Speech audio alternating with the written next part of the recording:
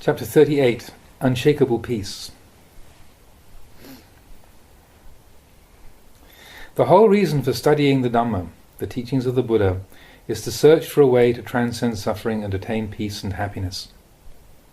Whether we study physical or mental phenomena, the mind, citta, or its psychological factors, cetasika, it's only when we make liberation from suffering our ultimate goal that we're on the right path. Nothing less. Suffering has a cause and conditions for its existence. Please clearly understand that when the mind is still, it's in its natural, normal state. As soon as the mind moves, it becomes conditioned, sankhara. When the mind is attracted to something, it becomes conditioned. When aversion arises, it becomes conditioned. The desire to move here and there arises from conditioning. If our awareness doesn't keep pace with these mental proliferations as they occur, the mind will chase after them and be conditioned by them. Whenever the mind moves, at that moment, it becomes a conventional reality. So the Buddha taught us to contemplate these wavering conditions of the mind. Whenever the mind moves, it becomes unstable and impermanent, anicca, unsatisfactory, dukkha, and cannot be taken as a self, anatta. These are the three universal characteristics of all conditioned phenomena. The Buddha taught us to observe and contemplate these movements of the mind. It's likewise with the teaching of dependent origination, paticca samuppada. Deluded understanding, avijja, is the cause and condition for the arising of volitional karmic formations, sankhara, which is the cause and condition for the arising of consciousness, vijnana, which is the cause and conditioning for the arising of mentality and materiality, nama and rupa, and so on, just as we studied in the scriptures.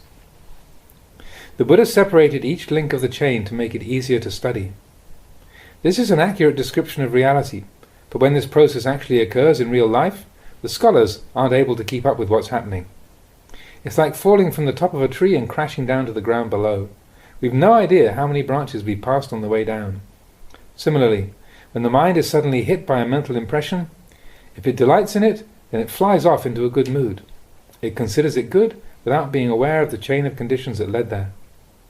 The process takes place in accordance with what is outlined in the theory, but simultaneously it goes beyond the limits of that theory. There's nothing that announces, this is delusion, these are volitional formations, that's consciousness. The process doesn't give the scholars a chance to read out the list as it's happening. Although the Buddha analyzed and explained the sequence of mind moments in minute detail, to me, it's more like falling out of a tree. As we come crashing down, there's no opportunity to estimate how many feet and inches we've fallen. What we do know is that we've hit the ground with a thud, and it hurts. The mind is the same. When it falls to something, what we're aware of is the pain. Where has all this suffering, pain and grief and despair come from? It didn't come from the theory in a book. There isn't anywhere where the details of our suffering are written down. Our pain won't correspond exactly with the theory, but the two travel along the same road. So, scholarship alone can't keep pace with the reality. That's why the Buddha taught us to cultivate clear knowing for ourselves. Whatever arises, arises in this knowing. When that which knows, knows in accordance with the truth, then the mind and its psychological factors are recognized as not ours. Ultimately, all these phenomena are to be discarded and thrown away as if they were rubbish. We shouldn't cling to or give them any meaning. Theory and reality. The Buddha did not teach about the mind and its psychological factors so that we get attached to the concepts. His sole intention was that we would recognize them as impermanent, unsatisfactory, and not self. Then let go. Lay them aside. Be aware and know them as they arise. This mind has already been conditioned. It's been trained and conditioned to turn away and spin out from a state of pure awareness. As it spins, it creates conditioned phenomena which further influence the mind, and the proliferation carries on. The process gives birth to the good, the evil, and everything else under the sun. The Buddha taught to abandon it all. Initially, however, you have to familiarize yourself with the theory in order that you'll be able to abandon it all at the later stage. This is a natural process. The mind is just this way. Psychological factors are just this way. Take the Noble Eightfold Path, for example. When wisdom, panya, views things correctly with insight, This right view then leads to right intention, right speech, right action, and so on. This all involves psychological conditions that have arisen from that pure knowing awareness. This knowing is like a lantern shedding light on the path ahead in the dark night. If the knowing is right, if it's in accordance with the truth, it will pervade and illuminate each of the other steps on the path in turn. Whatever we experience, it all arises from within this knowing. If this mind did not exist, the knowing would not exist either. All these are phenomena of the mind. As the Buddha said, the mind is merely the mind. It's not a being, a person, a self, or yourself. It's neither us nor them. The Dhamma is simply the Dhamma.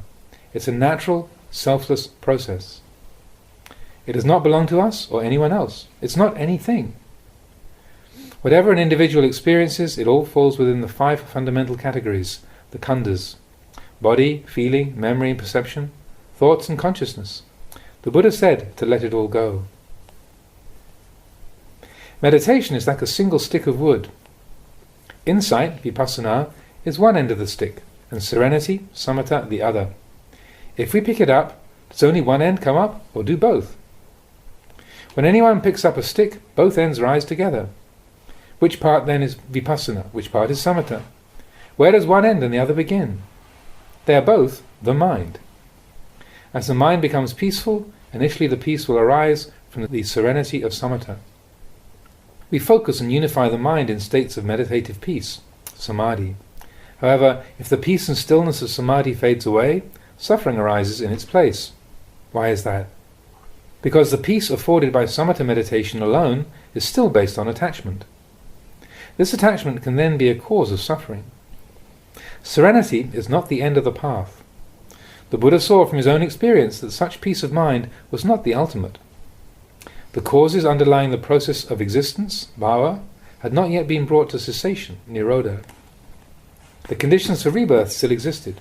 His spiritual work had not yet attained perfection. Why? Because there was still suffering. So, based on that serenity of samatha, he proceeded to contemplate, investigate, and analyze the conditioned nature of reality until he was free of all attachments, even the attachment to serenity. Serenity is still part of the world of conditioned existence and conventional reality. Clinging to this type of peace is clinging to conventional reality, and as long as we cling, we will be mired in existence and rebirth. Delighting in the peace of samatha still leads to further existence and rebirth. Once the mind's restlessness and agitation calms down, one clings to the resultant peace. So the Buddha examined the causes and conditions underlying existence and rebirth.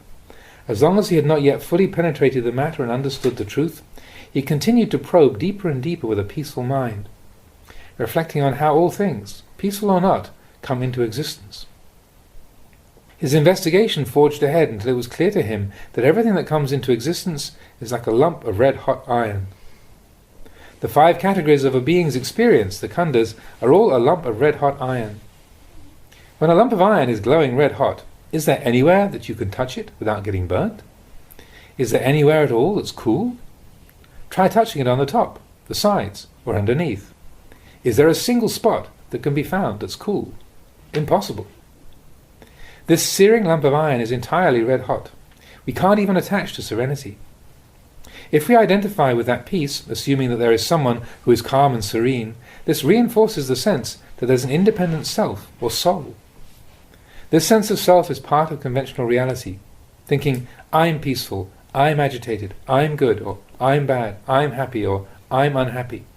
We're caught in more existence and birth. It's more suffering. If our happiness vanishes, then we're unhappy instead. When our sorrow vanishes, then we're happy again. Caught in this endless cycle, we revolve repeatedly through heaven and hell. Before his enlightenment, the Buddha recognized this pattern in his own heart. He knew that the conditions for existence and rebirth had not yet ceased. His work was not yet finished. Focusing on life's conditionality, he contemplated in accordance with nature, thinking, due to this cause there is birth, due to birth there is death, and all this movement of coming and going. So the Buddha took up these themes for contemplation in order to understand the truth about the 5 khandhas. Everything mental and physical, everything conceived and thought about, without exception, is conditioned. Once he knew this, he taught us to set it down.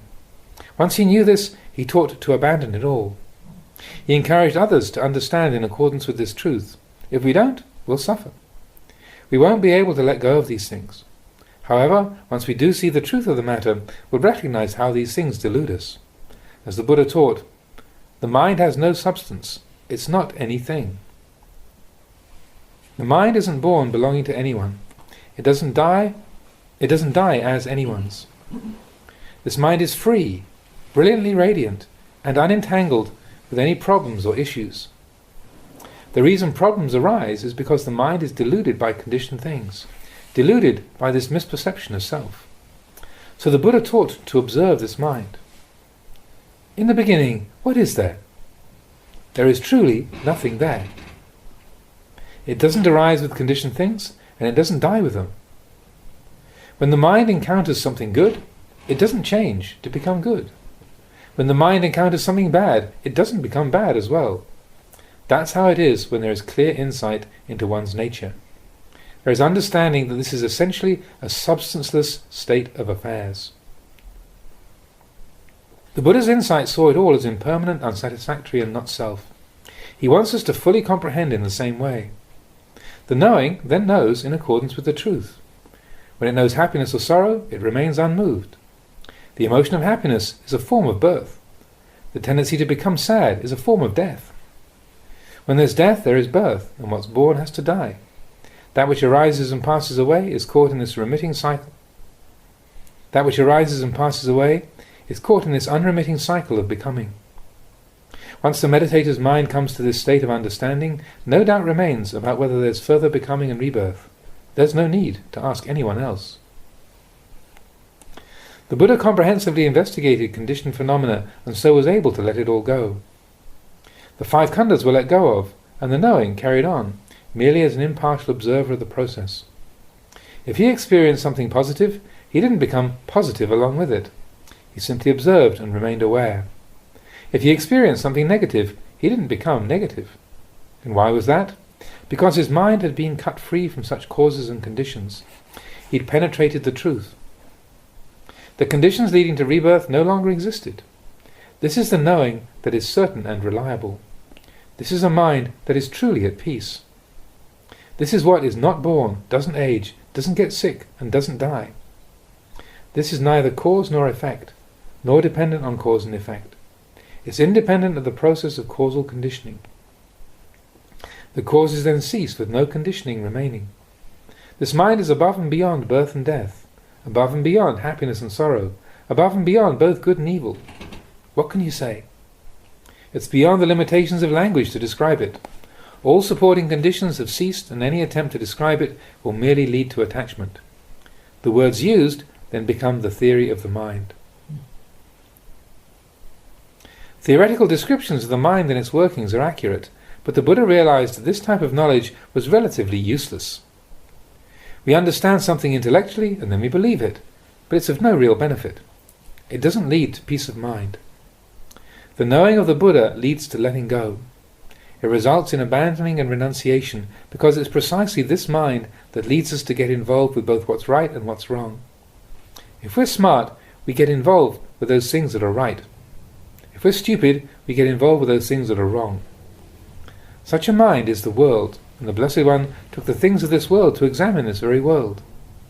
Having come to know the world as it actually was, he was then known as the one who clearly comprehends the world. Concerning this issue of samatha and vipassana, the important thing is to develop these states in our own hearts. Only when we genuinely cultivate them ourselves will we know what they actually are. We can go and study what all the books say about psychological factors of the mind, but that kind of intellectual understanding is useless for actually cutting off selfish desire, anger, and delusion. We only study the theory about selfish desire, anger, and delusion, merely describing the various characteristics of these mental defilements. Selfish desire has this meaning, anger means that. Delusion is defined like this. Only knowing their theoretical qualities, we can talk about them only at that level. We know and we are intelligent, but when these defilements actually appear in our minds, do they correspond with the theory or not? When, for example, we experience something undesirable, do we react and get into a bad mood? Do we attach? Can we let it go? If aversion comes up and we recognize it, do we still hang on to it? Once we've seen it, do we let it go? If we find that we see something that we don't like and retain that aversion in our hearts, we better go back and start studying again. It's still not right. The practice is not yet perfect. When it reaches perfection, letting go happens. Look at it in this light. We truly have to look deeply into our own hearts if we want to experience the fruits of this practice. Attempting to describe the psychology of the mind in terms of the numerous separate moments of consciousness and their different characteristics is, in my opinion, not taking the practice far enough. There's still a lot more to it. If we're going to study these things, then we need to know them absolutely, with clarity and penetrative understanding. Without clarity of insight, how will we ever be finished with them? There's no end to it. We'll never complete our studies. Practicing Dhamma is thus extremely important. When I practiced, that's how I studied. I didn't know anything about mind moments or psychological factors. I just observed the quality of knowing. If a thought of hate arose, I asked myself why. If a thought of love arose, I asked myself why. This is the way. Whether it's labelled as a thought or called a psychological factor, so what? Just penetrate this one point until you're able to resolve these feelings of love and hate, until they completely vanish from the heart. When I was able to stop loving and hating under any circumstance, I was able to transcend suffering. Then it doesn't matter what happens next. The heart and mind are released and at ease. Nothing remains. It's all stopped. Practice like this. If people want to talk a lot about theory, that's their business. But no matter how much it's debated, the practice always comes down to this single point right here. When something arises, it arises right here. Whether a lot or a little, it originates right here. When it ceases, the cessation is right here. Where else? The Buddha called this point the knowing. When it knows the way things are accurately, in line with the truth, will understand the meaning of mind. Things incessantly deceive. As you study them, they're simultaneously deceiving you. How else can I put it? Even though you know about them, you're still being deluded by them, precisely where you know them. That's the situation. The issue is this. It's my opinion that the Buddha didn't intend that we only know what these things are called. The aim of the Buddha's teachings is to figure out the way to liberate ourselves from these things through searching for the underlying causes. Sila, Samadhi and Panya. I practiced Dhamma without knowing a great deal. I just knew that the path to liberation began with virtue, Sila. Virtue is the beautiful beginning of the path. The deep peace of Samadhi is the beautiful middle. Wisdom, Panya, is the beautiful end. Although they can be separated as three unique aspects of the training, as we look into them more and more deeply, these three qualities converge as one. To uphold virtue, you have to be wise. We actually advise people to develop ethical standards first by keeping the 5 precepts so that their virtue will become solid. However, the perfection of virtue takes a lot of wisdom. We have to consider our speech and actions and analyze their consequences. This is all the work of wisdom. We have to rely on our wisdom in order to cultivate virtue. According to the theory, virtue comes first, then samadhi, and then wisdom. But when I examined it, I found that wisdom is the foundation stone for every other aspect of the practice. In order to fully comprehend the consequences of what we say and do, especially the harmful consequences, we need to use wisdom to guide and supervise, to scrutinize the workings of cause and effect. This will purify our actions and speech. Once we become familiar with ethical and unethical behavior, we see the place to practice. We then abandon what's bad and cultivate what's good. We abandon what's wrong and cultivate what's right. This is virtue. As we do this, the heart becomes increasingly firm and steadfast. A steadfast and unwavering heart is free of apprehension, remorse and confusion concerning our actions and speech. This is samadhi. This stable unification of mind forms a secondary and more powerful source of energy in our Dhamma practice, allowing a deeper contemplation of the sights, sounds, etc. that we experience. Once the mind is established with firm and unwavering mindfulness and peace, we can engage in sustained inquiry into the reality of the body, feeling, perception, thought, consciousness, sights, sounds, smells, tastes, bodily sensations and objects of mind. As they continually arise, we continually investigate with a sincere determination not to lose our mindfulness. Then we'll know what these things actually are. They come into existence following their own natural truth. As our understanding steadily grows, wisdom is born. Once there's clear comprehension of the way things truly are, our old perceptions are uprooted and our conceptual knowledge transforms into wisdom. That's how virtue, samadhi and wisdom merge and function as one. As wisdom increases in strength and intrepidity, samadhi evolves to become increasingly firm. The more unshakable samadhi is, the more unshakable and all-encompassing virtue becomes. As virtue is perfected, it nurtures samadhi, and the additional strengthening of samadhi leads to a maturing of wisdom. These three aspects of the training mesh and intertwine. United they form the Noble Eightfold Path, the way of the Buddha.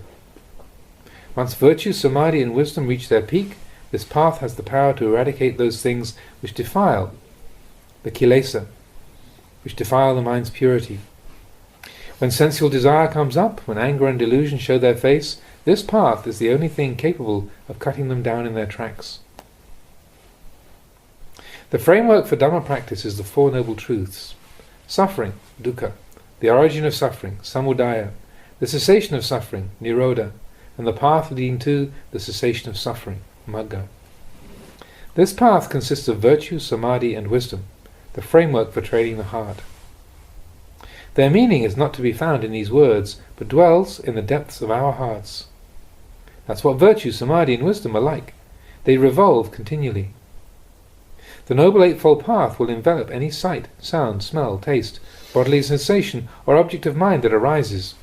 However, if the factors of the Eightfold Path are weak and timid, the defilements will possess our minds. If the Noble Path is strong and courageous, it will conquer and destroy the defilements. If the defilements are powerful and brave, while the path is feeble and frail, the defilements will conquer the path. They conquer our hearts. If the knowing isn't quick and nimble enough as forms, feelings, perceptions, and thoughts are experienced, they possess us and devastate us. The path and the defilements proceed in tandem. As Dhamma practice develops in the heart, these two forces have to battle it out every step of the way. It's as though there are two people arguing inside the mind, but it's just the path of Dhamma and the defilements struggling to win domination of the heart. The path guides and fosters our ability to contemplate. As long as we're able to contemplate accurately, the defilements will be losing ground. But if we're shaky, whenever defilements regroup and regain their strength, the path will be routed as defilements take its place. The two sides will continue to fight it out until eventually there's a victor and the whole affair is settled. If we focus our endeavour on developing the way of Dhamma, defilements will be gradually and persistently eradicated. Once fully cultivated, the Four Noble Truths reside in our hearts. Whatever form suffering takes, it always exists due to a cause. That's the second Noble Truth. And what's the cause? Weak virtue, weak samadhi, weak wisdom. When the path isn't durable, the defilements dominate the mind. When they dominate, the second Noble Truth comes into play, and it gives rise to all sorts of suffering. Once we're suffering, those qualities which are able to quell the suffering disappear. The conditions which give rise to the path of virtue, samadhi and wisdom, when they've attained full strength, the path of Dhamma is unstoppable, advancing unceasingly to overcome the attachment and clinging that bring us so much anguish. Suffering can't arise because the path is destroying the defilements. It's at this point that the cessation of suffering occurs. Why is the path able to bring about the cessation of suffering? Because virtue, samadhi and wisdom are attaining their peak of perfection, and the path has gathered an unstoppable momentum. It all comes together right here. I would say for anyone who practices like this, theoretical ideas about the mind don't come into the picture. If the mind is liberated from these, then it's utterly dependable and certain. Now, whatever path it takes, we don't have to goad it much and to keep it going straight. Consider the leaves of a mango tree. What are they like? By examining just a single leaf, we know. Even if there are 10,000 of them, we know what all those leaves are like. Just look at one leaf. The others are essentially the same. Similarly with the trunk. We only have to see the trunk of one mango tree, know the characteristics of them all. Just look at one tree. All the other mango trees will be essentially no different. Even if there are 100,000 of them, if I knew one, I'd know them all. This is what the Buddha taught. Virtue, samadhi and wisdom constitute the path of the Buddha, but the way is not the essence of the Dhamma. The path isn't an end in itself, not the ultimate aim of the Blessed One, but it's the way leading inwards. It's just like how you travelled from Bangkok to my monastery, Wat Nong Pa Pong. It's not the road you were after. What you wanted to reach was the monastery, but you needed the road for the journey. The road you travelled on is not the monastery. It's just the way to get here. But if you want to arrive at the monastery, you have to follow the road. It's the same with virtue, samadhi and wisdom. We could say that they're not the essence of the Dhamma, but they are the road to arrive there. When virtue, samadhi and wisdom have been mastered, the result is profound peace of mind. That's the destination. Once we have arrived at this peace, even if we hear a noise, the mind remains unruffled. Once we've reached this peace, there's nothing remaining to do. The Buddha taught to give it all up. Whatever happens, there's nothing to worry about. Then we truly, unquestionably, know for ourselves. We no longer simply believe what other people say. The essential principle of Buddhism is empty of any phenomena. It's not contingent upon miraculous displays of psychic powers, paranormal abilities, or anything else mystical or bizarre. The Buddha did not emphasize the importance of these things. Such powers, however, do exist and may be possible to develop, but this facet of Dhamma is deluding, so the Buddha did not advocate or encourage it. The only people he praised were the ones who were able to liberate themselves from suffering. To accomplish this requires training, and the tools and equipment to get the job done are generosity, virtue, samadhi and wisdom. We have to take them up and train with them. Together they form a path inclining inwards, and wisdom is the first step. This path cannot mature if the mind is encrusted with defilements, but if we are stout-hearted and strong, the path will eliminate these impurities. However, if it's the defilements that are stout-hearted and strong, they will destroy the path. Dhamma practice simply involves these two forces battling it out incessantly until the end of the road is reached. They engage in unremitting battle until the very end. The dangers of attachment. Using the tools of practice entails hardship and arduous challenges. We rely on patience, endurance, and going without. We have to do it ourselves, experience it for ourselves, realize it ourselves. Scholars, however, tend to get confused a lot. For example, when they sit in meditation, as soon as their minds experience a teeny bit of tranquility, they start to think, "Hey, this must be first jhana." This is how their minds work. And once those thoughts arise, the tranquility they'd experienced is shattered. Soon they start to think that it must have been the second jhana they'd attained. Don't think and speculate about it. There aren't any billboards which announce which kind of level of samadhi you're experiencing. The reality is completely different. There aren't any signs like the road signs that tell you, "This is the way to Wat Pah Pong." That's not how I read the mind. It doesn't announce. Although a number of highly esteemed scholars have written descriptions of the first, second, third, fourth jhana, what's written is merely external information. If the mind actually enters these states of profound peace, it doesn't know anything about those written descriptions. It knows, but what it knows isn't the same as the theory we study. If the scholars try to clutch their theory and drag it around into their meditation, sitting and pondering, what could this be? Is this first jhana yet? There. The peace is shattered, and they don't experience anything of real value. And why is that? Because there is desire. And once there's craving, what happens? The mind simultaneously withdraws out of the meditation. So it's necessary for all of us to relinquish thinking and speculation. Abandon them completely. Just take up the body, speech and mind and delve entirely into the practice. Observe the workings of the mind, but don't lug the Dhamma books in there with you. Otherwise everything becomes a big mess, because nothing in those books corresponds precisely to the reality of the way things truly are. People who study a lot, who are full of theoretical knowledge, usually don't succeed in Dhamma practice. They get bogged down at the information level. The truth is, The heart and mind can't be measured by external standards. If the mind is getting peaceful, just allow it to be peaceful. The most profound levels of peace do exist. Personally, I didn't know much about the theory of practice. I'd been a monk for 3 years and still had a lot of questions about what samadhi actually was. I kept trying to think about it and figure it out as I meditated, but my mind became even more restless and distracted than it had been before. The amount of thinking actually increased. When I wasn't meditating, it was more peaceful. Boy, was it difficult, so exasperating. But even though I encountered so many obstacles, I never threw in the towel. I just kept on doing it. When I wasn't trying to do anything in particular, my mind was relatively at ease.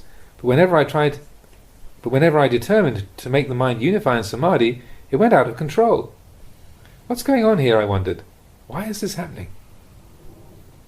Later on, I began to realize that meditation was comparable to the process of breathing. If we're determined to force the breath, to be shallow, deep, or just right, it's very difficult to do.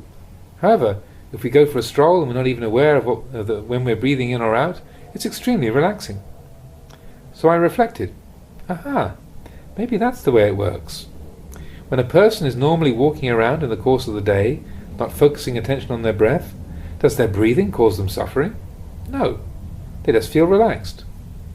But when I'd sit down and vow with determination that I was going to make my mind peaceful, clinging and attachment all set in. When I tried to control the breath to be shallow or deep, it just brought on more stress than I had before. Why? Because the willpower I was using was tainted with clinging and attachment. I didn't know what was going on. All that frustration and hardship was coming up because I was bringing craving into the meditation. Unshakable peace. I once stayed in a forest monastery that was half a mile from a village. One night the villagers were celebrating with a loud party as I was doing walking meditation. It must have been after 11 o'clock and I was feeling a bit peculiar. I've been feeling strange like this since midday. My mind was quiet. There were hardly any thoughts. I felt very relaxed and at ease. I did walking meditation until I was tired, and then I went to sit in my grass-roof hut. As I sat down, I barely had time to cross my legs before, amazingly, my mind just wanted to delve into a profound state of peace. It happened all by itself. As soon as I sat down, the mind became truly peaceful. It was rock solid. It wasn't as if I could hear the noise of the villagers singing and dancing. It wasn't as if I couldn't hear the noise of the villagers singing and dancing. I still could, but I could also shut out the sound entirely. Strange. When I didn't pay attention to the sound, it was perfectly quiet. Didn't hear a thing. But if I wanted to hear, I could, without it being a disturbance. It was like there were two objects in my mind that were placed side by side, but not touching. I could see that the mind and its object of awareness were separate and distinct, just like the spittoon and water kettle here. Then I understood. When the mind unifies in samadhi, if you direct your attention outward, you can hear. But if you let it dwell in its emptiness, then it's perfectly silent. When sound was perceived, I could see that the knowing and the sound were distinctly different. I contemplated, if this isn't the way it is, how else could it be? That's the way it was. These two things were totally separate. I continued investigating like this until my understanding deepened even further. This is important. When the perceived continuity of phenomena is cut, the result is peace. The previous illusion of continuity, santati, transformed into peace of mind, santi. So I continued to sit, putting forth effort into the meditation. The mind at that time was focused solely on the meditation, indifferent to everything else. Had I stopped meditating at this point, it would have been merely because it was complete. I could have taken it easy, but it wouldn't have been because of laziness, tiredness, or feeling annoyed. Not at all. These were absent from the heart. There was only perfect inner balance and equipoise, just right. Eventually I did take a break, but it was only the posture of sitting that changed. My heart remained constant, unwavering and unflagging. I pulled a pillow over, intending to take a rest. As I reclined, the mind remained just as peaceful as it had been before. Then, just before my head hit the pillow, the mind's awareness began to flow inwards. I didn't know where it was headed, but it kept flowing deeper and deeper within. It was like a current of electricity flowing down a cable to a switch. When it hit the switch, my body exploded with a deafening bang. The knowing during that time was extremely lucid and subtle. Once past that point, the mind was released to penetrate deeply inside. It went inside to the point where there wasn't anything at all. Absolutely nothing from the outside world could come into that place. Nothing at all could reach it. Having dwelt internally for some time, the mind then retreated to flow back out. However, when I say it retreated, I don't mean to imply that I made it flow back out. I was simply an observer, only knowing and witnessing. The mind came out more and more until finally it returned to normal.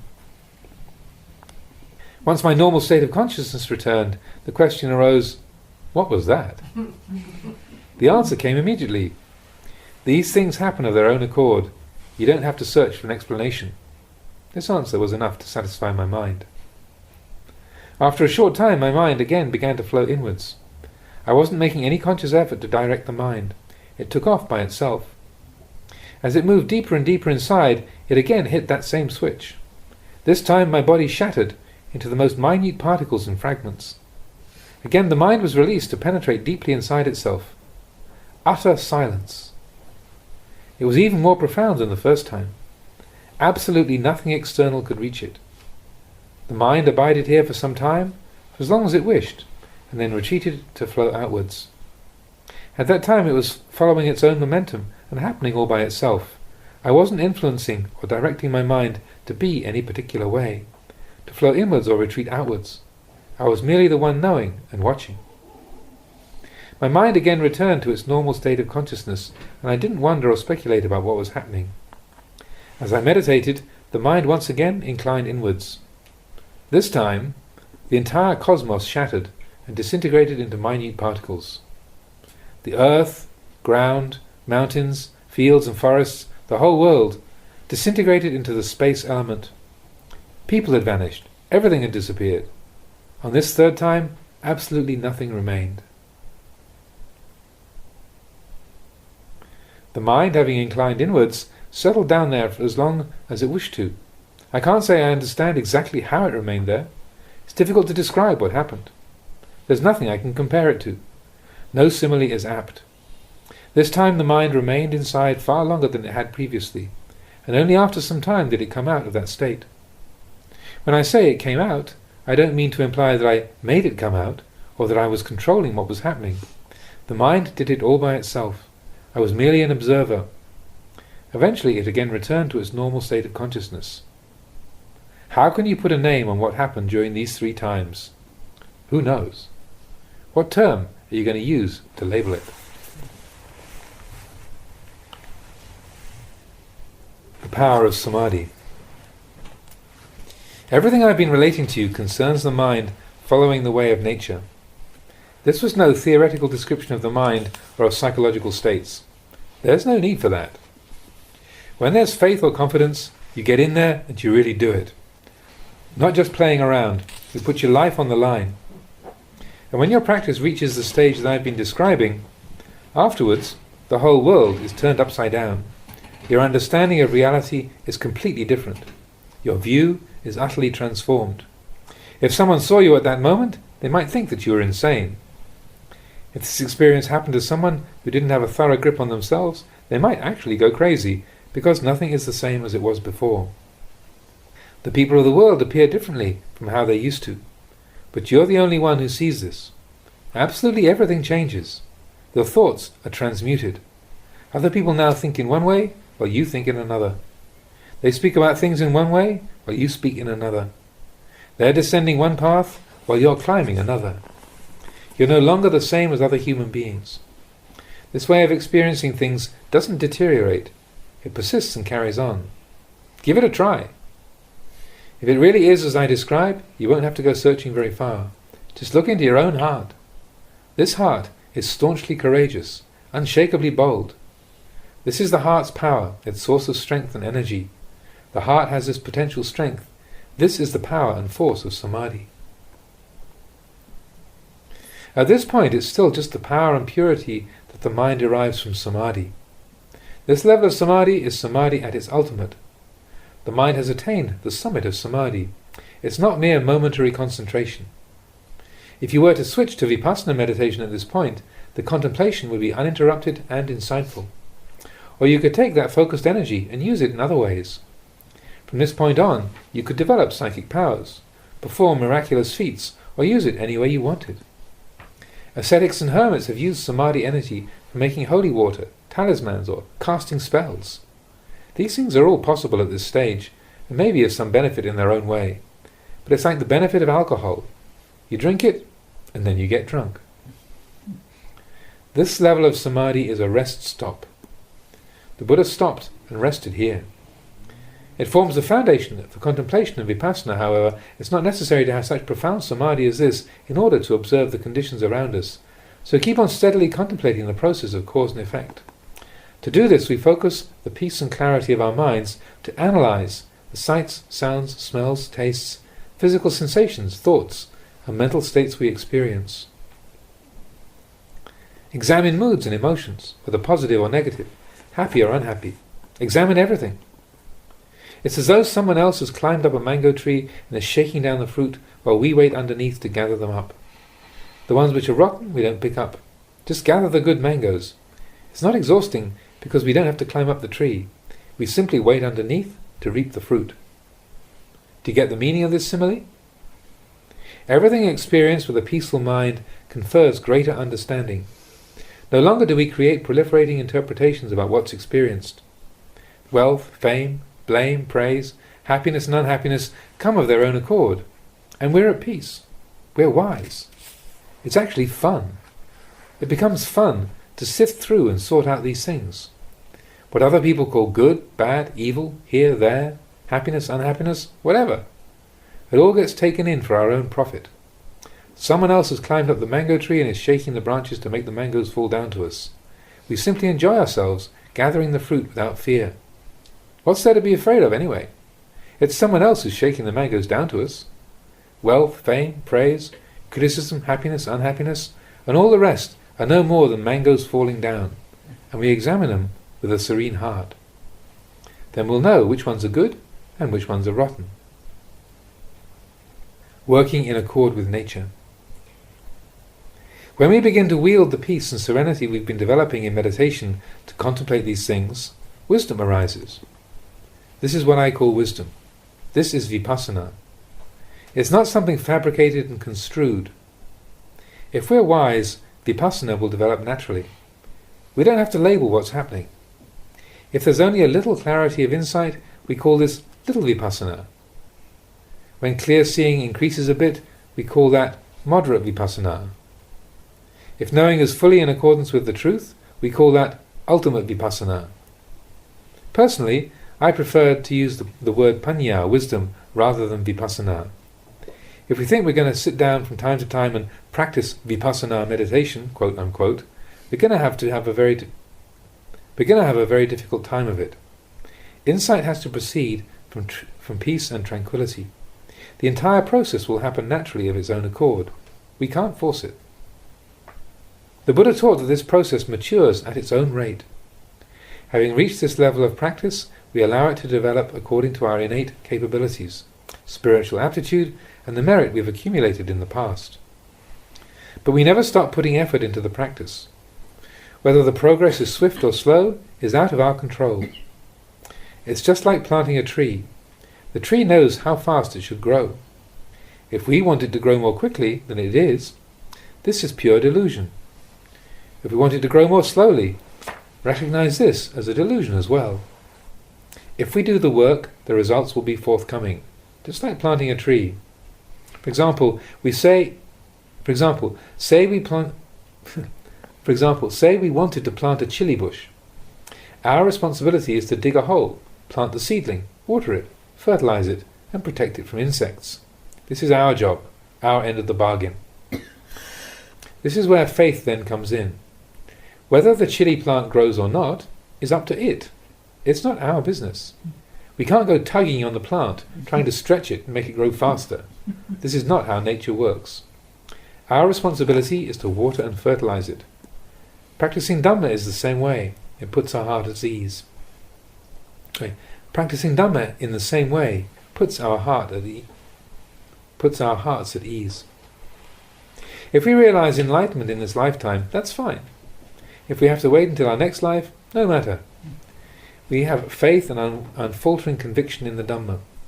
Whether we progress quickly or slowly is up to our innate capabilities, spiritual aptitude, and the merit we've accumulated so far.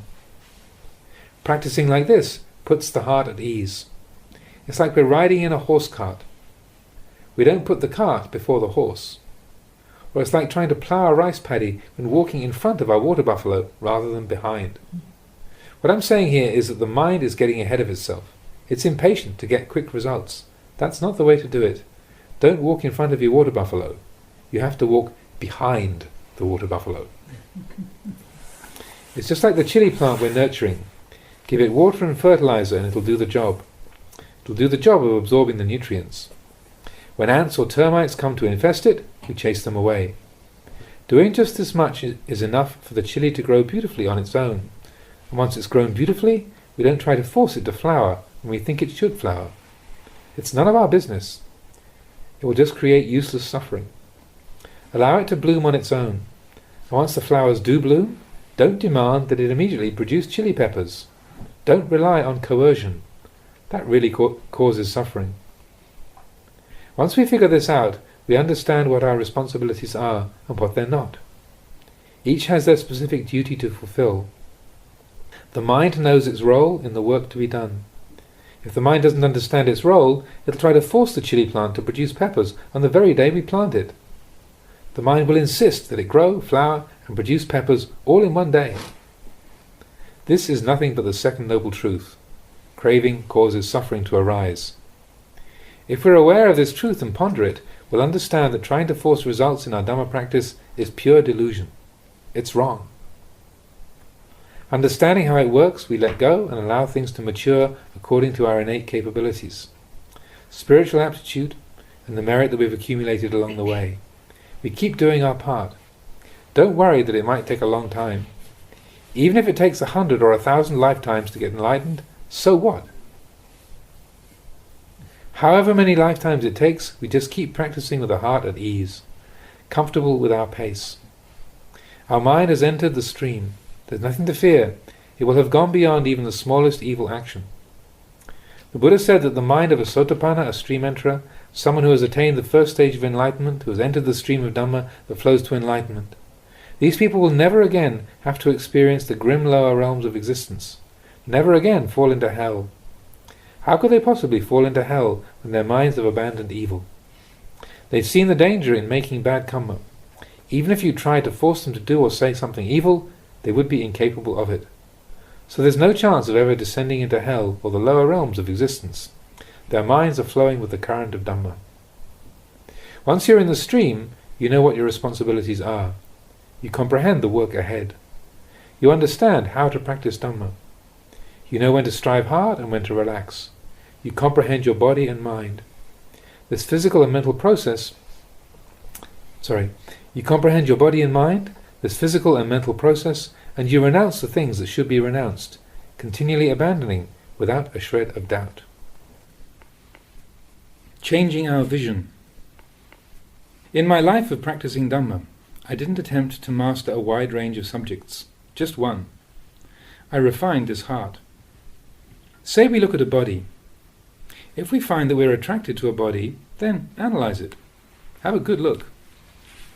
Head hair, body hair, nails, teeth and skin. The Buddha taught us to thoroughly and repeatedly contemplate these parts of the body. Visualize them separately, pull them apart, peel off the skin and burn them up. This is how to do it. Stick with this meditation until it's firmly established and unwavering. See everyone the same. For example, when the monks and novices go into the village on alms round in the morning, whoever they see, whether it's another monk or a villager, they imagine him or her as a dead body, a walking corpse staggering along the road ahead of them. Remain focused on this perception. This is how to put forth effort. It leads to maturity and development. When you see a young woman you find attractive, imagine her as a walking corpse, her body putrid and reeking from decomposition. See everyone like that. And don't let them get too close. Don't allow the infatuation to persist in your heart. If you perceive others as putrid and reeking, I can assure you, the infatuation won't persist. Contemplate until you're sure about what you're seeing, until it's definite, until you're proficient. Whatever path you then wander down, you won't go astray. Put your whole heart into it. Whenever you see someone, it's no different from looking at a corpse. Whether male or female, look at that person as a dead body. And don't forget to see yourself as a dead body. Eventually, this is all that's left.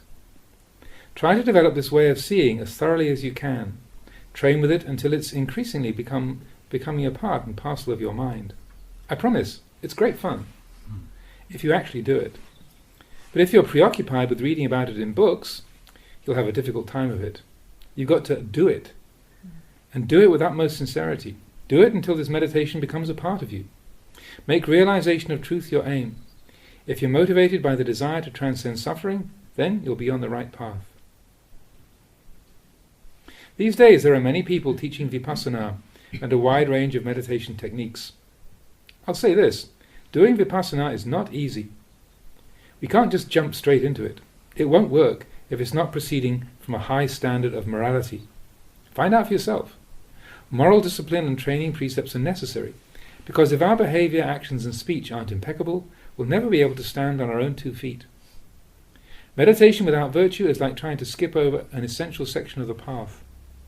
Similarly, occasionally you hear people say, you don't need to develop tranquility, skip over it and go straight into the insight meditation of vipassana. Sloppy people who like to cut corners say things like this.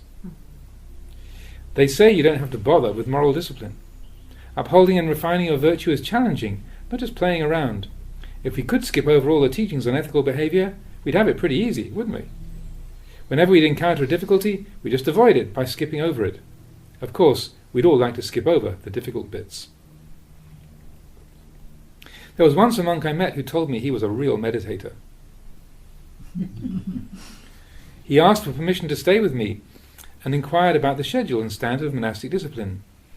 I explained to him that in this monastery we live according to the Vinaya, the Buddha's code of monastic discipline, and if he wanted to come and train with me, he'd have to renounce his money and private supplies of goods. He told me his practice was non-attachment to all conventions, quote unquote. I told him I didn't know what he was talking about. How about if I stay here, he asked, and keep all my money, but don't attach to it? Money's just a convention. I said, sure, no problem. If you can eat salt and not find it salty, then you can use money and not be attached to it. He was just speaking gibberish. Actually, he was just too lazy to follow the details of the Vinaya. I'm telling you, it's difficult. When you can eat salt and honestly assure me it's not salty, then I'll take you seriously. And if you tell me it's not salty, then I'll give you a whole sack of it. Just try it. Will it really not taste salty? Non-attachment to conventions isn't just a matter of clever speech. If you're going to talk like this, you can't stay with me. So he left. We have to try and maintain the practice of virtue. Monastics should train by experimenting with the ascetic practices, the Dhutanga, while lay people practicing at home should keep the 5 precepts. Attempt to attain impeccability in everything said and done. We should cultivate goodness to the best of our ability and keep on gradually doing it. When starting to cultivate the serenity of samatha meditation, don't make the mistake of trying once or twice and then giving up because the mind is not peaceful. That's not the right way. You have to cultivate meditation over a long period of time. Why does it have to take so long? Think about it. How many years have we allowed our minds to wander astray? How many years have we not been doing samatha meditation? Whenever the mind has ordered us to follow it down a particular path, we've rushed after it. To calm that wandering mind, to bring it to a stop, to make it still, a couple of months of meditation won't be enough. Consider this.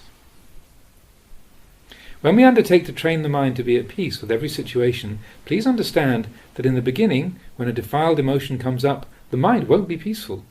It's going to be distracted and out of control. Why? Because there's craving. We don't want our mind to think. We don't want to experience any distracting moods or emotions, and not wanting is craving, the craving for non-existence. The more we crave not to experience certain things, the more we invite and usher them in. I don't want these things, so why do they keep coming to me? I wish it wasn't this way, so why is it this way? There we go. We crave for things to exist in a particular way because we don't understand our own mind. It can take an incredibly long time before we realize that playing around with these things is a mistake. Finally, when we consider it clearly, we see, oh, these things come because I call them. Craving not to experience something, craving to be at peace, craving not to be distracted and agitated, it's all craving. It's all a red-hot chunk of iron. But never mind, just get on with the practice.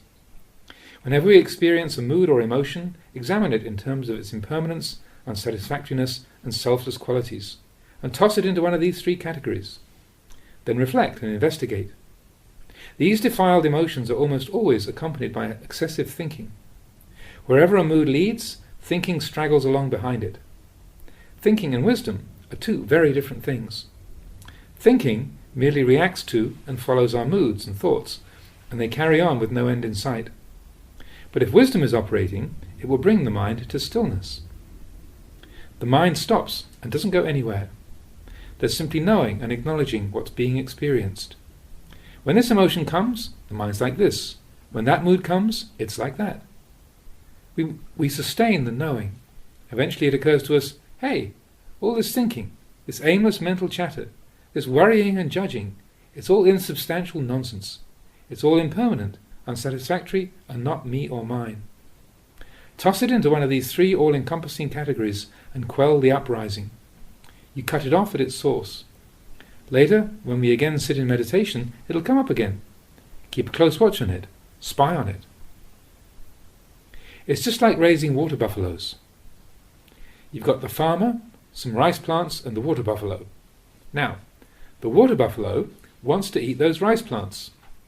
Rice plants are what the water buffaloes like to eat, right? Your mind is a water buffalo. Defiled emotions are like the rice plants.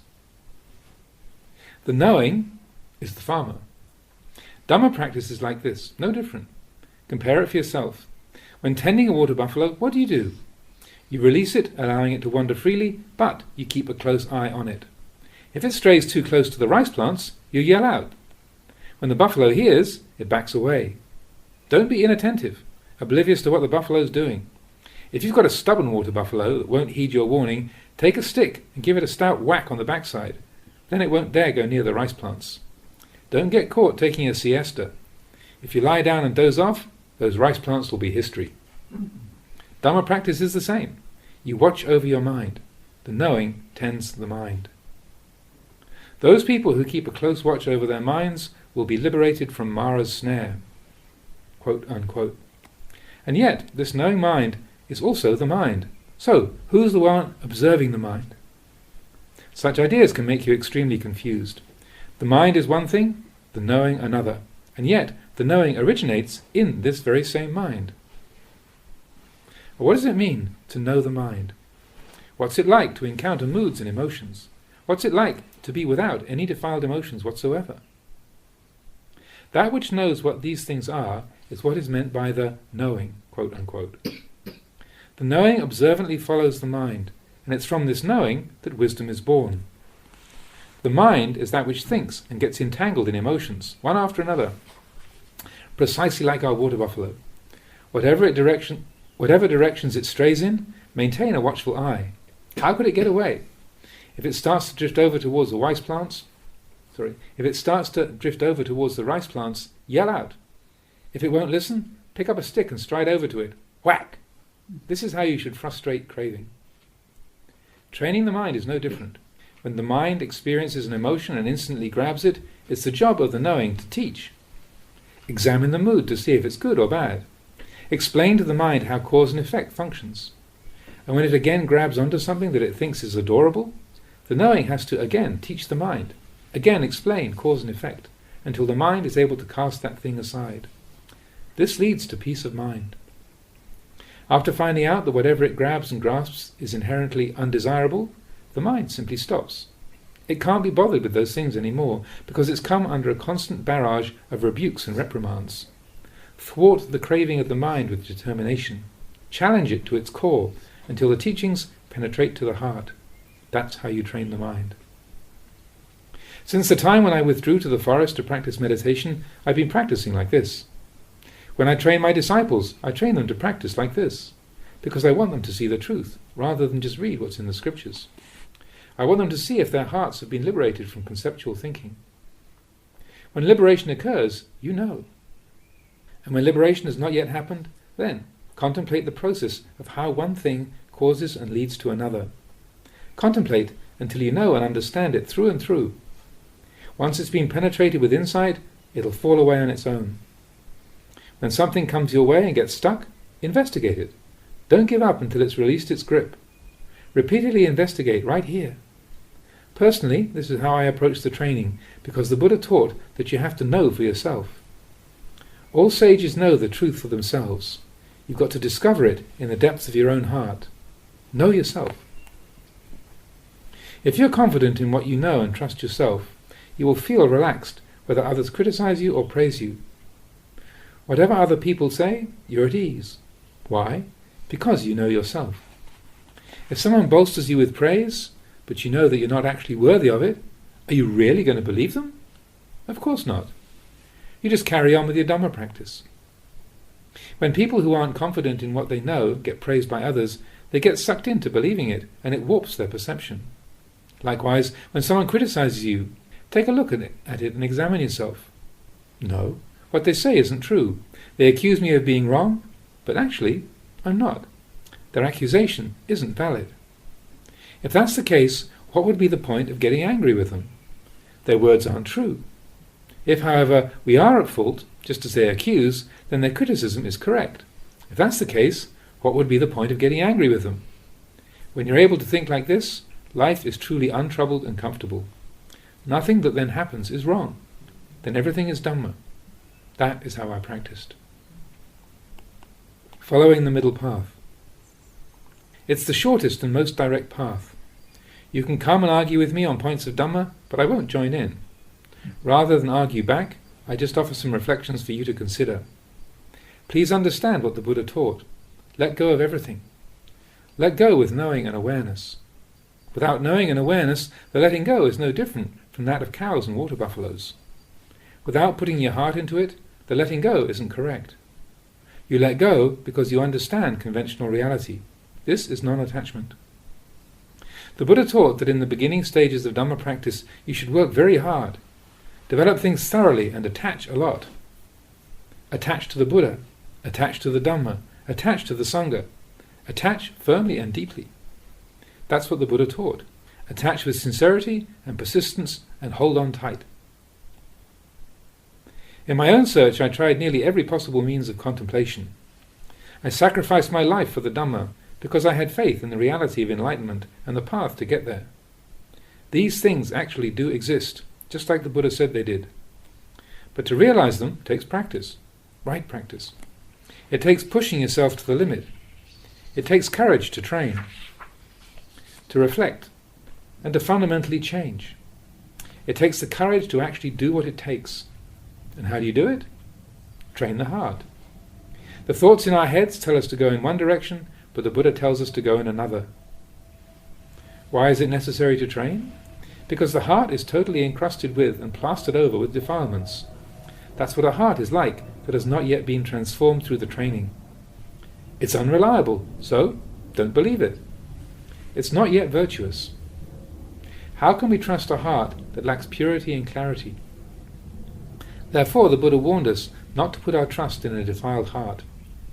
Initially the heart is only the hired hand of defilement, but if they associate together for an extended period of time, the heart is distorted to become defilement itself.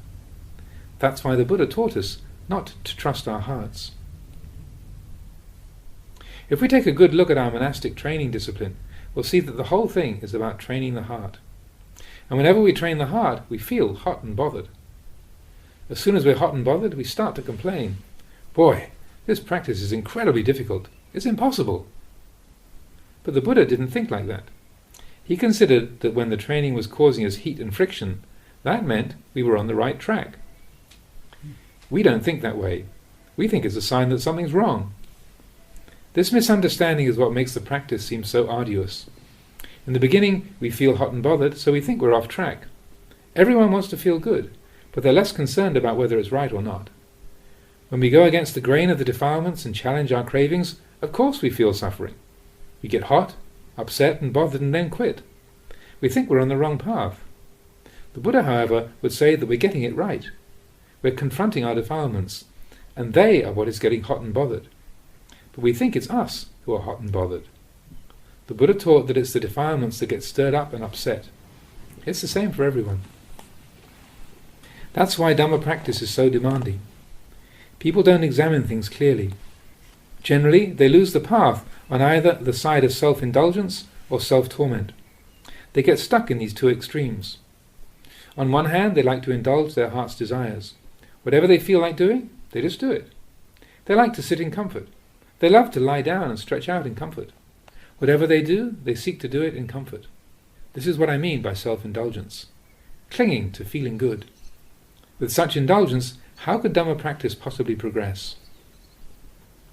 If we can no longer indulge in comfort, sensuality and feeling good, we become irritated. We get upset and angry and suffer because of it. This is falling off the path on the side of self-torment. This is not the path of a peaceful sage, not the way of someone who's still. The Buddha warned not to stray down these two sidetracks of self-indulgence and self-torment. When experiencing pleasure, just know that with awareness. When experiencing anger, ill will and irritation, understand that you're not following in the footsteps of the Buddha. Those aren't the paths of people seeking peace, but the roads of common villagers. A monk at peace doesn't walk down those roads. He strides straight down the middle with self-indulgence on the left and self-torment on the right. This is correct Dhamma practice. If you're going to take up this monastic training, you have to walk this middle way, not getting worked up about either happiness or unhappiness. Set them down. But it feels like they're kicking us around. First they kick us from one side, ow! Then they kick us from the other, ow! We feel like the clapper in our wooden bell, knocked back and forth from side to side. The middle way is all about letting go of happiness and unhappiness, and the right practice is the practice in the middle. When the craving for happiness hits and we don't satisfy it, we feel the pain. Walking down the middle path of the Buddha is arduous and challenging. There are just these two extremes of good and bad. If we believe what they tell us, we have to follow their orders. If we become enraged at someone, we immediately go searching for a stick to attack them. We've no patient endurance. If we love someone and want to caress them from head to toe, am I right? These two sidetracks completely miss the middle. This is not what the Buddha recommended. His teaching was to gradually put these things down. His practice was a path leading out of existence, away from rebirth, a path free of becoming, birth, happiness, unhappiness, good and evil. Those people who crave existence are blind to what's in the middle. They fall off the path on the side of happiness and then completely pass over the middle on their way to the other side of dissatisfaction and irritation. They continually skip over the center. This sacred place is invisible to them as they rush back and forth. They don't stay in that place where there is no existence and no birth. They don't like it, so they don't stay. Either they go down out of their home and get bitten by a dog, or fly up to get pecked by a vulture. This is existence. Humanity is blind to that which is free from existence, with no rebirth. The human heart is blind to it, so it repeatedly passes it by and skips it over.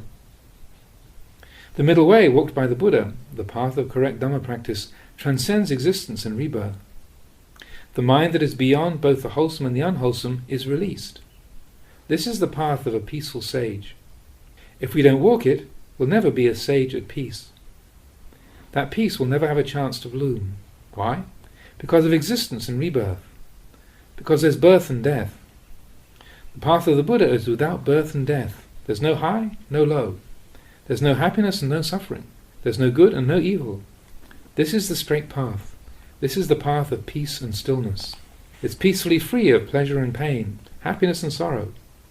This is how to practice Dhamma. Experiencing this, the mind can stop.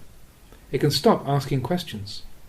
There's no longer any need to search for answers. There. That's why the Buddha said that the Dhamma is something that the wise know directly for themselves.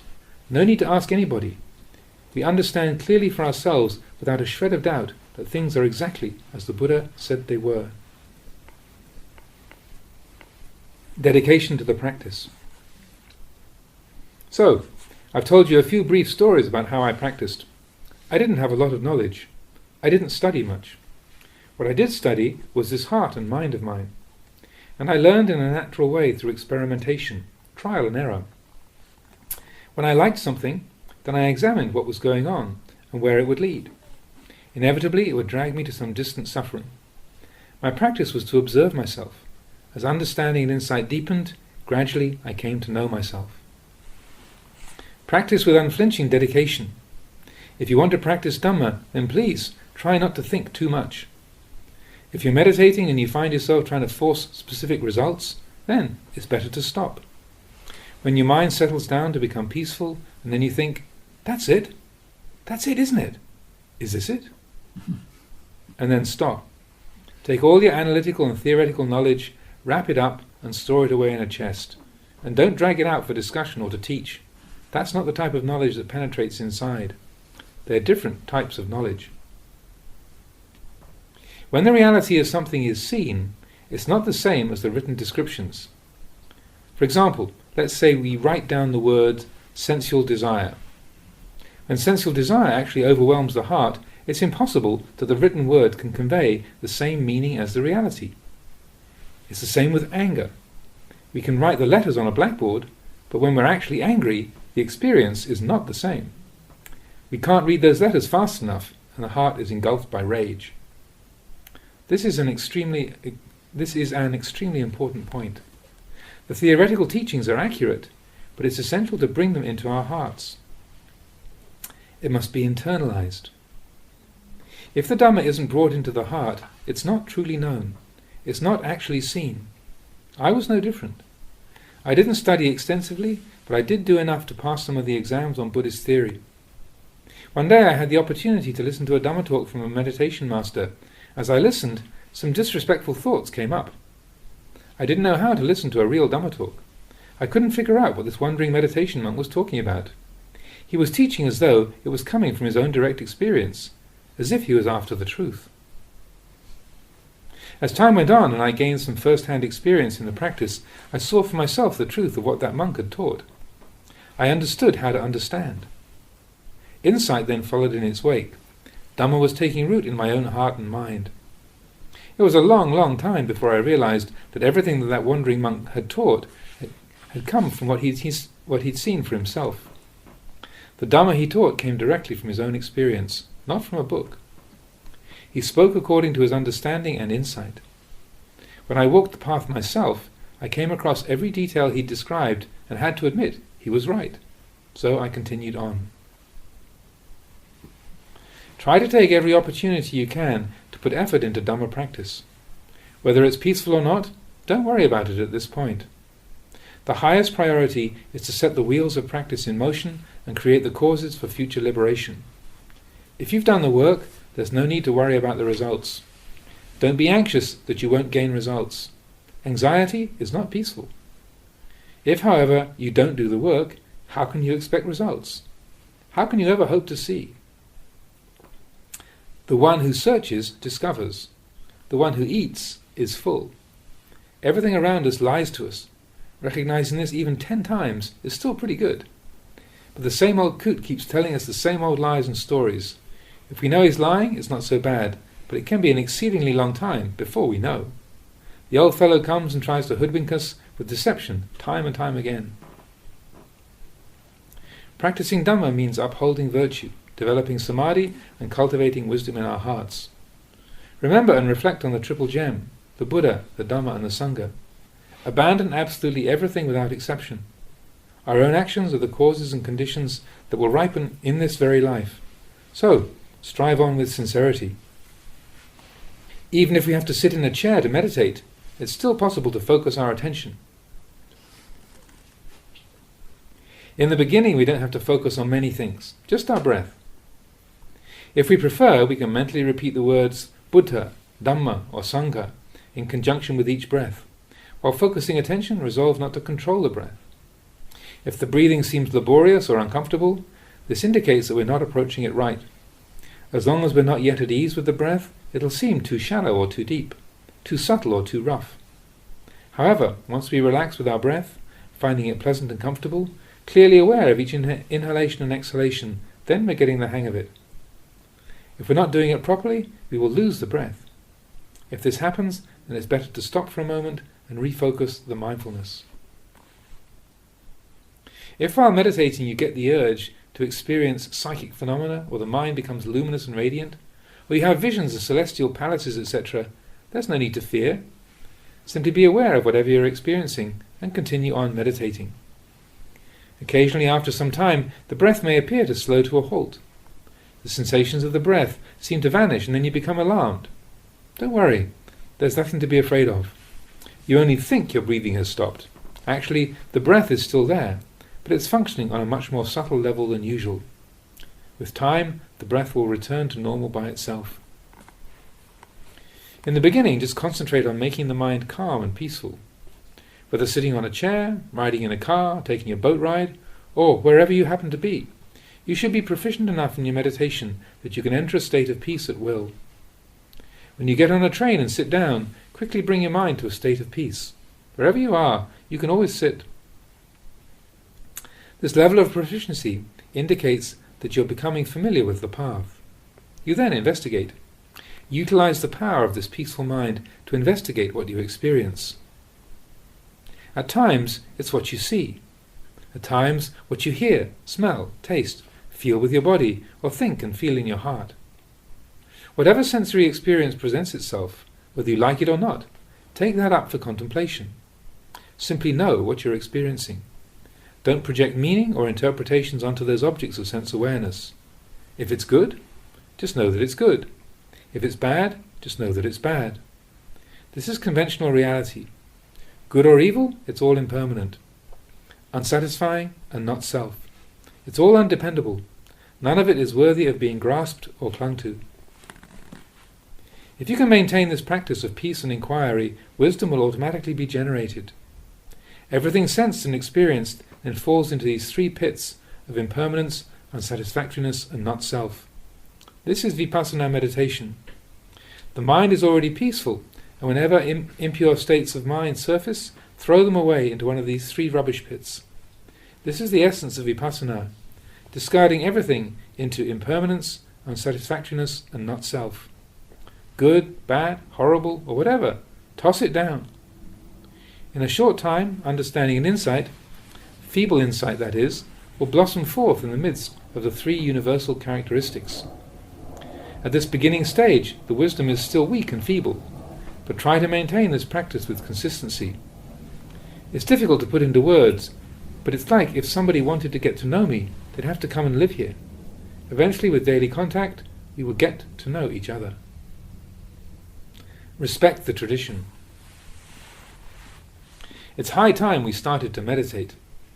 Meditate to understand, to abandon, to relinquish, and to be at peace. I used to be a wandering monk. I travelled by foot to visit teachers and seek solitude. I didn't go around giving Dhamma talks. I went to listen to the Dhamma talks of the great Buddhist masters of the time. I didn't go to teach them. I listened to whatever advice they had to offer. Even when young or junior monks tried to tell me what the Dhamma was, I listened patiently. However, I rarely got into discussions about the Dhamma. I couldn't see the point in getting involved in lengthy discussions. Whatever teachings I accepted, I took on board straight away, directly where they pointed to renunciation and letting go. What I did for renunciation and letting go. We don't have to become experts in the scriptures. We're getting older with every day that passes, and every day we pounce on a mirage, missing the real thing. Practicing the Dhamma is something quite different from studying it. I don't criticize any of the wide variety of meditation styles and techniques. As long as we understand their true purpose and meaning, they're not wrong. However, calling ourselves Buddhist meditators, but not strictly following the monastic code of discipline, will, in my opinion, never meet with success. Why? Because we try to bypass a vital section of the path. Skipping over virtue, samadhi or wisdom won't work.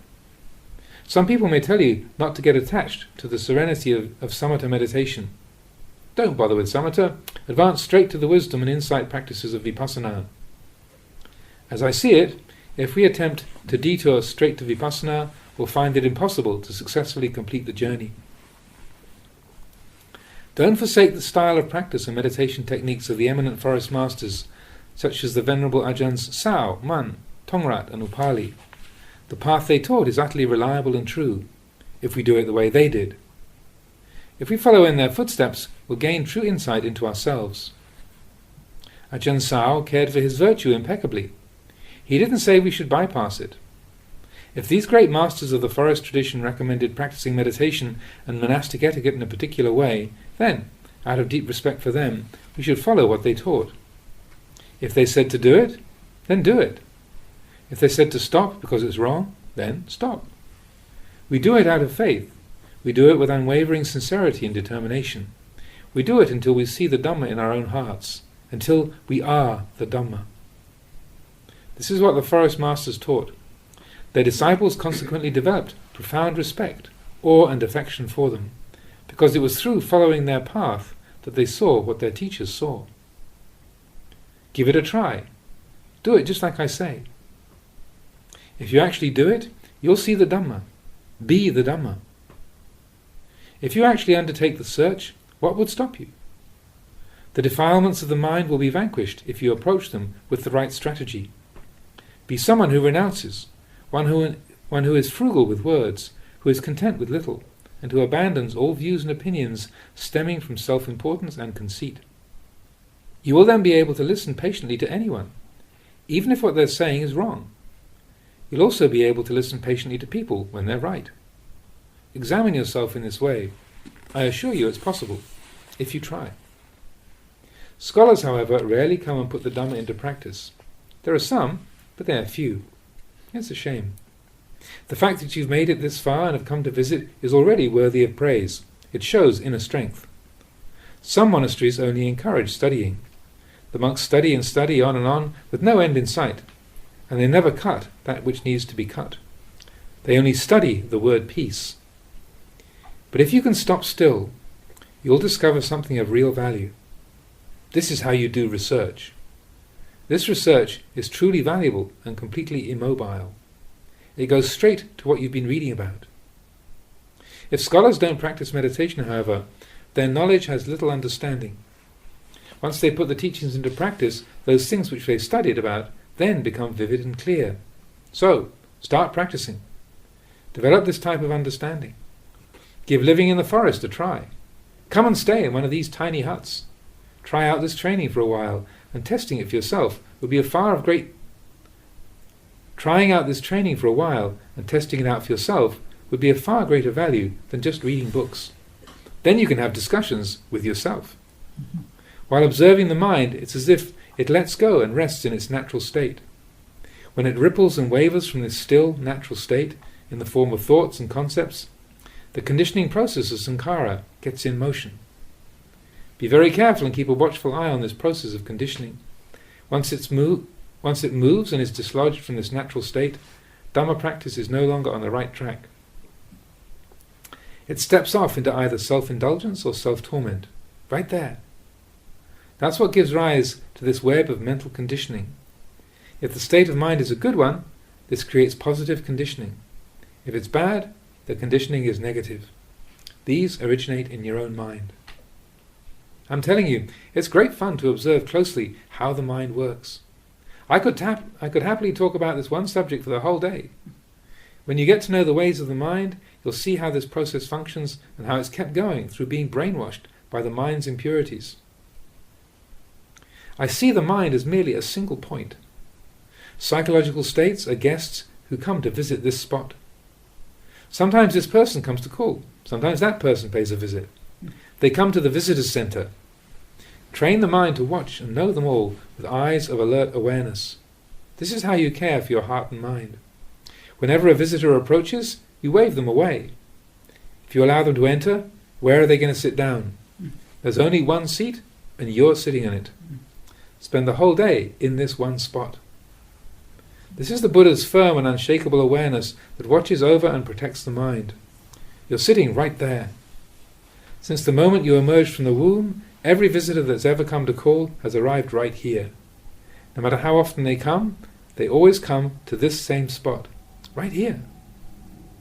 Knowing them all, the Buddha's awareness sits alone, firm and unshakable. Those visitors journey here seeking to exert influence, to condition and sway your mind in various ways. When they succeed in getting the mind entangled in their issues, psychological states arise. Whatever the issue is, wherever it seems to be leading, just forget it. It doesn't matter. Simply know who the guests are as they arrive. Once they've dropped by, they will find out there's only one chair, and as long as you're occupying it, they'll have nowhere to sit down. They come thinking to fill your ear with gossip, but this time there's no room for them to sit. Next time they come, there'll also be no chair free. No matter how many times these chattering visitors show up, they'll always meet the same fellow sitting in the same spot. You haven't budged from that chair. How long do you think they'll continue to put up with that situation? In just speaking to them, you get to know them thoroughly. Everyone and everything you've ever known since you began to experience the world will come for a visit. Simply observing and being aware, right here, is enough to see the Dhamma entirely. You discuss, observe, and contemplate it by yourself. This is how to discuss Dhamma. I don't know how to talk about anything else. I can continue on speaking in this fashion, but in the end, it's all nothing but talking and listening. I'd recommend you actually go and do the practice. Mastering the meditation. If you have a look for yourself, you'll encounter certain experiences. There's a path to guide you and offer directions. As you carry on, the situation changes and you have to adjust your approach to remedy the problems that come up. It can be a long time before you see a clear signpost. If you're going to walk the same path as I did, the journey definitely has to take place in your own heart. If not, you'll encounter numerous obstacles. It's just like hearing a sound. The hearing is one thing, the sound another. And if we're consciously aware of both without compounding the event, we rely on nature to provide the raw material for the investigation and the search for truth. Eventually the mind dissects and separates phenomena on its own. Simply put, the mind doesn't get involved.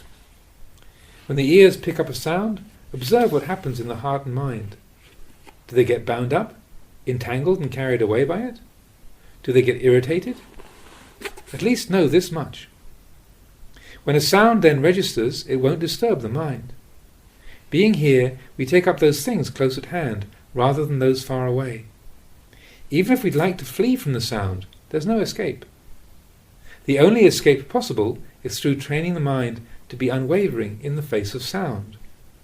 Set sound down. The sounds we let go of, we can still hear. We hear, but we let sound go, because we've already set it down. It's not that we have to forcefully separate the hearing and the sound. It separates automatically, due to abandoning and letting go. Even if we then wanted to cling to a sound, the mind wouldn't cling, because once we understand the true nature of sights, sounds, smells, tastes, and all the rest, then the heart sees with clear insight. Everything sensed without exception falls within the domain of the universal characteristics of impermanence, unsatisfactoriness, and not self.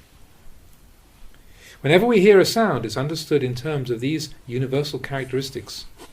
Whenever there's a sense contact with the ear, we hear, but it's as if we didn't hear. This doesn't mean that the mind no longer functions. Mindfulness and the mind intertwine and merge to monitor each other at all times without a lapse. When the mind is trained to this level, no matter what path we choose, no matter what path we then choose to walk, we will be doing research. We will be cultivating the analysis of phenomena, one of the essential factors of enlightenment, and this analysis will keep rolling on with its own momentum. Discuss Dhamma with yourself. Unravel and release feeling, memory, perception, thinking, intentions and consciousness. Nothing will be able to touch them as they continue to perform their functions on their own. For people who have mastered their minds, this process of reflection and investigation flows along automatically. It's no longer necessary to direct it intentionally. Whatever sphere the mind inclines towards, the contemplation is immediately adept. If Dhamma practice reaches this level, there's another interesting side benefit. While asleep, snoring, talking in our sleep, gnashing our teeth and tossing and turning, that will all stop. Even if we've been resting in sleep, even if we've been resting in deep sleep, when we wake up, we won't be drowsy. We'll feel energized and alert, as if we'd been awake the whole time. I used to snore, but once the mind remained awake at all times, snoring stopped. How can you snore when you're awake? It's only the body that stops and sleeps. The mind is wide awake day and night, around the clock. This is the pure and heightened awareness of the Buddha, the one who knows, the awakened one, the joyous one, the brilliantly radiant one. This clear awareness never sleeps. Its energy is self-sustaining, and it never gets dull or sleepy. At this stage we can go without rest for 2 or 3 days. When the body begins to show signs of exhaustion, we sit down to meditate and immediately enter deep samadhi for 5 or 10 minutes. When we come out of that state, we feel fresh and invigorated, as if we've had a full night's sleep. If we are beyond concern for the body, sleep is of minimal importance. We take appropriate measures to care for the body, but we aren't anxious about its physical condition. Let it follow its natural laws. We don't have to tell the body what to do. It tells itself. It's as if someone is prodding us, urging us to strive on in our efforts. Even if we feel lazy, there's a voice inside that constantly rouses our diligence. Stagnation at this point is impossible, because effort and progress have gathered an unstoppable momentum. Please check this out for yourself. You've been studying and learning a long time. Now it's time to study and learn about yourself. In the beginning stages of Dhamma practice, physical seclusion is of vital importance. When you live alone in isolation, you'll recall the words of Venerable Sariputta. Physical seclusion is a cause and condition for the arising of mental seclusion.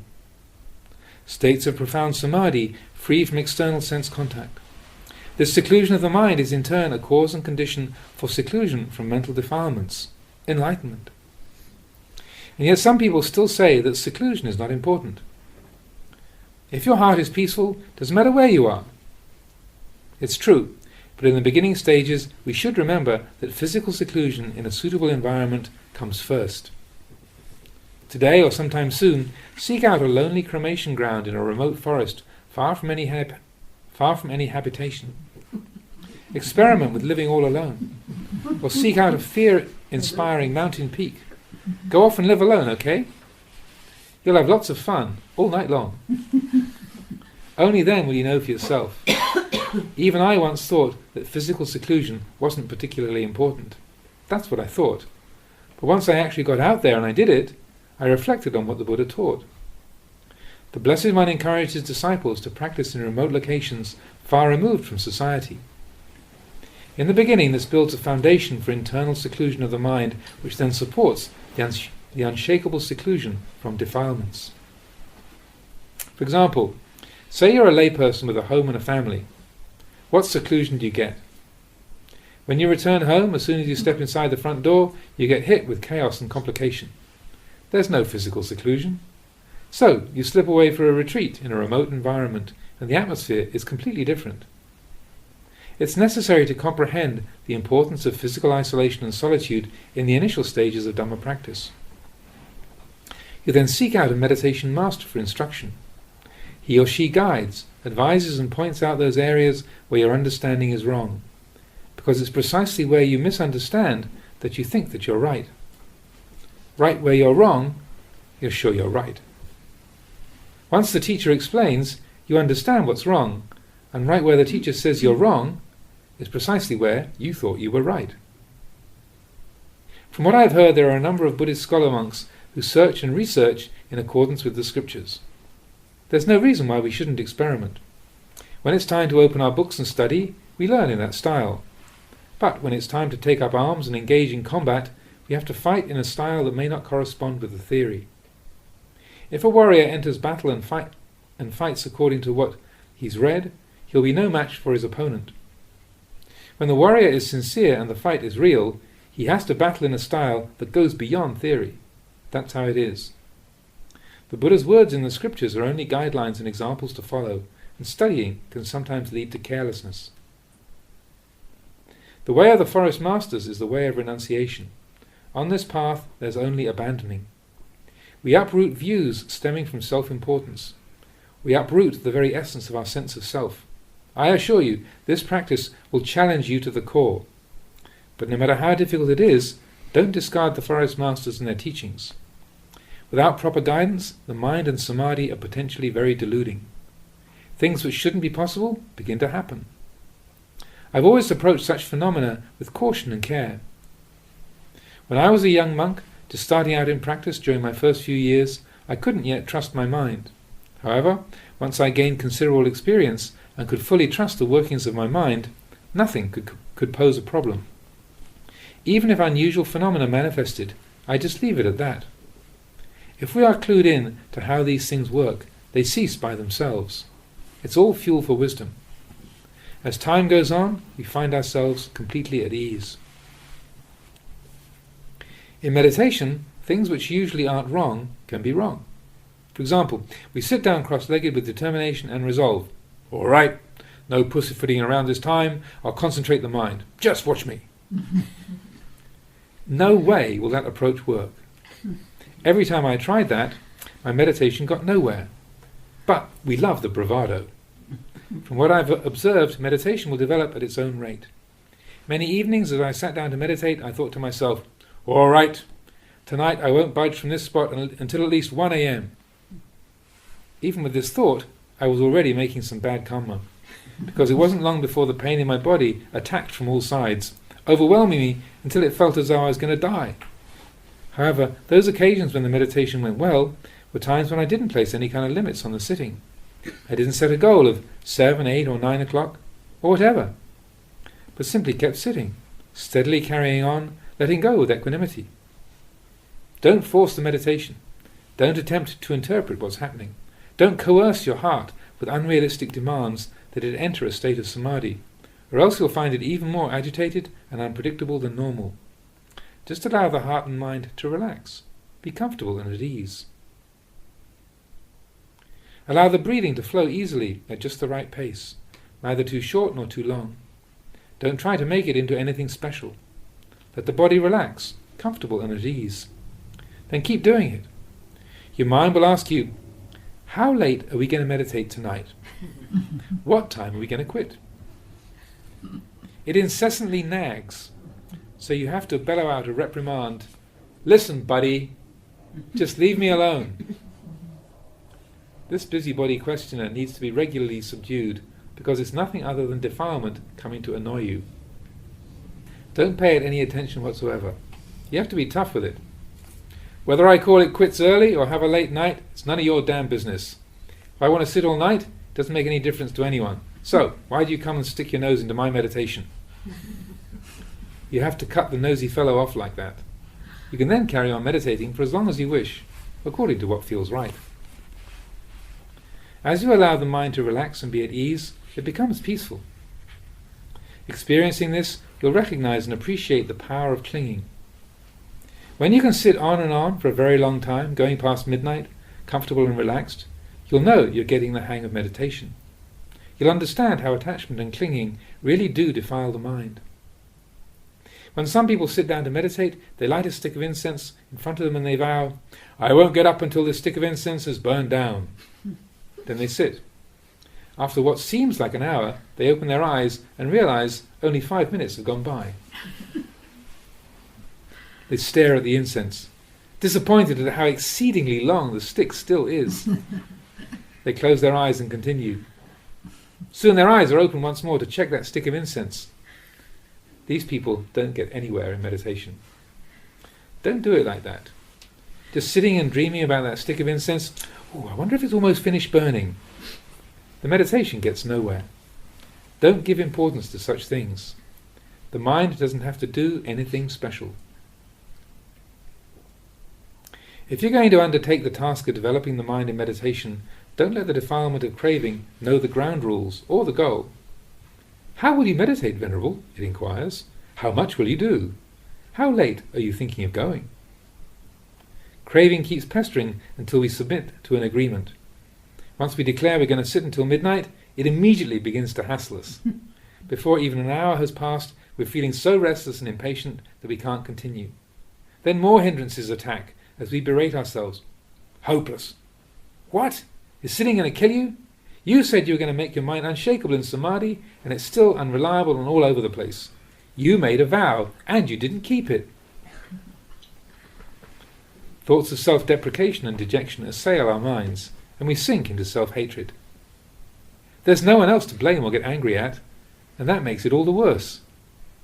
Once we make a vow, we have to keep it. We either fulfill it or die in the process. If we do vow to sit for a certain length of time, we shouldn't break that vow and stop. In the meantime, however, just gradually practice and develop. There's no need for making dramatic vows. Try to steadily and persistently train the mind. Occasionally, the meditation will be peaceful, and all the aches and discomfort in the body will vanish. The pain in the ankles and knees will cease by itself. Once we try our hand at cultivating meditation, if strange images, visions or sensory perceptions start coming up, the first thing to do is to check our state of mind. Don't discard this basic principle. For such images to arise, the mind has to be relatively peaceful. Don't crave for them to appear, and don't crave for them not to appear. If they do arise, examine them, but don't allow them to delude. Just remember that they're not ours. They're impermanent, unsatisfying, and not self, just like everything else.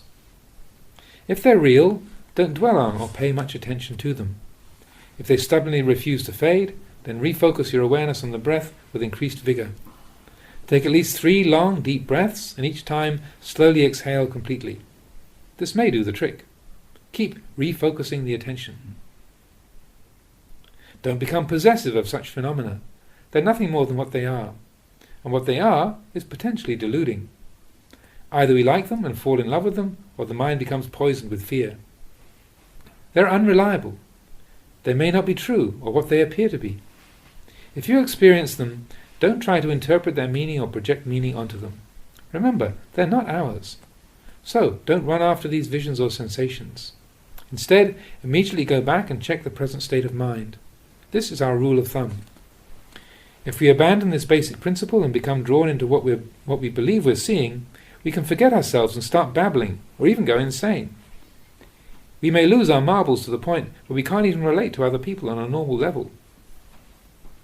Place your trust in your own heart. Whatever happens, simply carry on observing the heart and mind. Strange meditative experiences can be beneficial for people with wisdom, but dangerous for those without. Whatever occurs, don't become elated or alarmed. If experiences happen, they happen. Another way to approach Dhamma practice is to contemplate and examine everything we do, everything we see and experience. Never discard the meditation. When some people finish sitting or walking meditation, they think it's time to stop and rest. They stop focusing their minds on the object of meditation or theme of contemplation. They completely drop it. Don't practice like that. Whatever you see, inquire into what it really is. Contemplate the good people in the world. Contemplate the evil ones too. Take a penetrating look at the rich and powerful, the destitute and poverty-stricken. When you see a child, an elderly person, or a young man or woman, investigate the meaning of age. Everything is fuel for inquiry. This is how you cultivate the mind. The contemplation that leads to the Dhamma is the contemplation of conditionality, the process of cause and effect. In all its various manifestations, major and minor, black and white, good and bad, in short everything, when you think, recognize it as a thought and contemplate that it's merely that, nothing more. All these things wind up in the graveyard of impermanence, unsatisfactoriness and not self.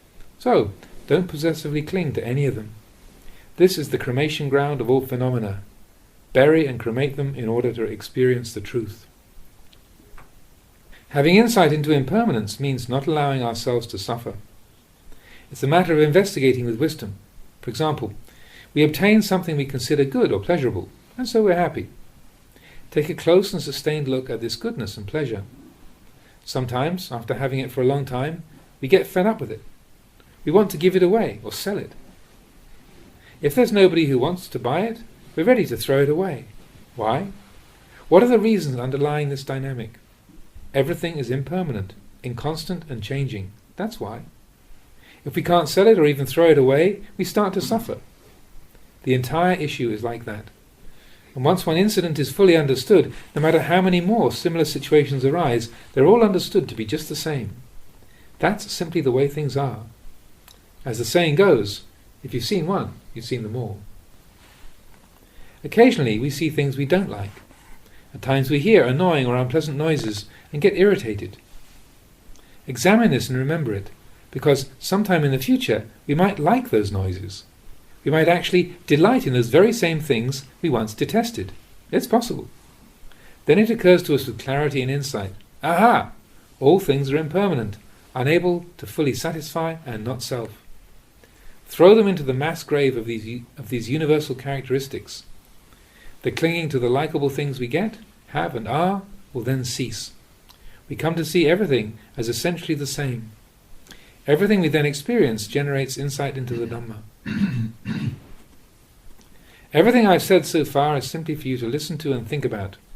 It's just talk, that's all. When people come to see me, I speak. These sorts of subjects aren't the things that we should sit around and gab about for hours. Just do it. Get in there and do it. It's like when we call a friend to go somewhere. We invite them, we get an answer, and then we're off, without a big fuss. We say just the right amount and leave it at that. I can tell you a thing or two about meditation because I've done the work. But maybe I'm wrong. Your job is to investigate and find out for yourself if what I say is true. Anyone?